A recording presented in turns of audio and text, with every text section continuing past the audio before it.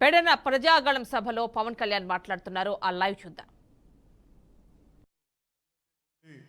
కృష్ణప్రసాద్ గారికి, బాలశౌరి గారికి మనస్ఫూర్తిగా మద్దతు తెలుపుతున్నందుకు వారికి నా హృదయపూర్వక నమస్కారాలు. అలాగే బోరగడ్డ వ్యాధవ్యాస్ గారికి మనస్ఫూర్తిగా నేను వారికి తెలియజేస్తున్నాను, మీకు మేము అండగా ఉంటాం తెలియజేస్తాం.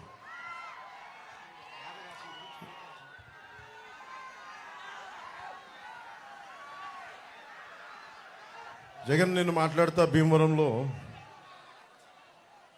నేను ఎందుకు మారిపోయాను, భీమవరం నుంచి ఎందుకు వెళ్ళిపోయాను చాలా బాధపడతా ఉన్నాడు. జగన్కి అడుగుతున్నా, మరి ఇక్కడ ఉన్న ఎమ్మెల్యేని ఎందుకు ఇక్కడి నుంచి పక్క నియోజకవర్గానికి ఎందుకు పంపించేసావు? 70 నియోజకవర్గాలకు సంబంధించిన ఎమ్మెల్యేలు ఎందుకు మార్చావు? నోరు ఉంది కదా అని చెప్పి ఇష్టం వచ్చినట్టు మాట్లాడకు. జగన్కి ఒకటే చెప్పదలుచుకున్నావు, నువ్వు మాట్లాడితే క్లాస్ వార్ అని మాట్లాడుతూ ఉన్నావు. మీకు తెలుసు కదమ్మా, క్లాస్ వార్ అంటే ఇక్కడ ఉన్న ఆడపడుచులందరికీ, పెద్దలందరికీ, యువకులందరికీ చెప్తా ఉన్నా. క్లాస్ వార్ అంటే ఏంటి? డబ్బున్నోడు పేదవాడిని దోచుకోవటం. ఎవరిని దోచుకున్నారు? జగన్ పేదవాళ్ళని దోచుకున్నారా, మేము పేదలకు అండగా నిలబడ్డామో మీరే ఒకసారి ఆలోచించుకోండి.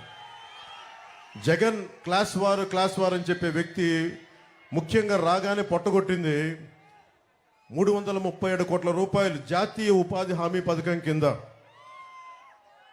ఆ నిధుల్ని దారి మళ్లించేశాడు. కేవలం 6.22 కోట్ల మట్టుకే ఖర్చు పెట్టాడు. ఇది కేంద్ర ప్రభుత్వం ఒక లోక్సభలో అడిగిన ప్రశ్నకి సమాధానం.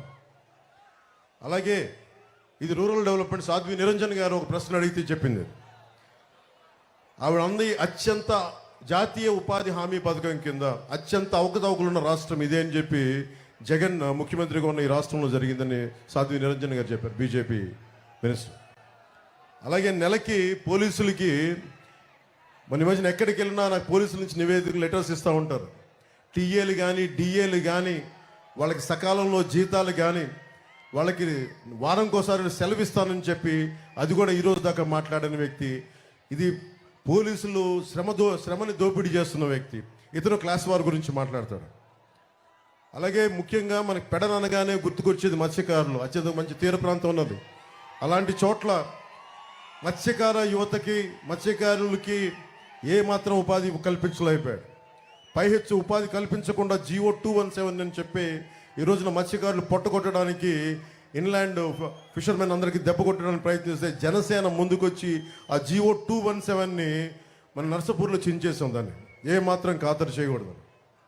అలాగే భవన నిర్మాణ కార్మికుల సంక్షేమ నిధి 450 కోట్ల రూపాయలు, దాదాపు 30 నుంచి 40 లక్షల మంది భవన నిర్మాణ కార్మికుల సంక్షేమ నిధిని దారి మళ్లించి దోపిడీ చేసిన వ్యక్తి.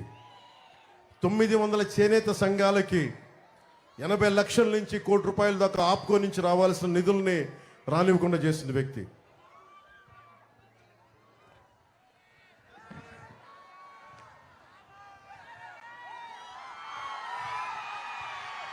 మీ కరెంటు బిల్లులు ఎన్నిసార్లు పెరిగినాయి ఈ 5 సంవత్సరాలు మీరు చెప్పండి. 10 సార్లు పైగా పెరిగినాయి కరెంటు బిల్లులు. 5 రూపాయలకి యూనిట్ కరెంట్ వచ్చే పరిస్థితుల్లో చంద్రబాబు నాయుడు గారు ఉన్నప్పుడు పవర్ పర్చేజ్ అగ్రిమెంట్స్ అని చెప్పి 20 సంవత్సరాలకి యూనిట్కి 5 రూపాయలని ఆయన ఒప్పందం చేసుకుంటే రాగానే అది రద్దు చేసి పీక్ టైంలో దాన్ని 18 రూపాయలకి ఖర్చు పెట్టి మీకు దానివల్ల మీకు 10 సార్లు పెరిగిపోయింది. 5 సంవత్సరాల్లో 10 సార్లు పెరిగిపోయింది. పోయినసారి ఆయన ఉన్నప్పుడు కనీసం ఒక్కసారి కూడా పెంచలేదు మనకి ఖర్చులు. టీడీపీ ఉన్నప్పుడు కనీసం ఒక్కసారి కూడా ఖర్చులు పెంచలే. ఈరోజు ఇతను రాగానే ఈ ఛార్జీలు పెంచేస్తారు, కరెంటు ఛార్జీలు.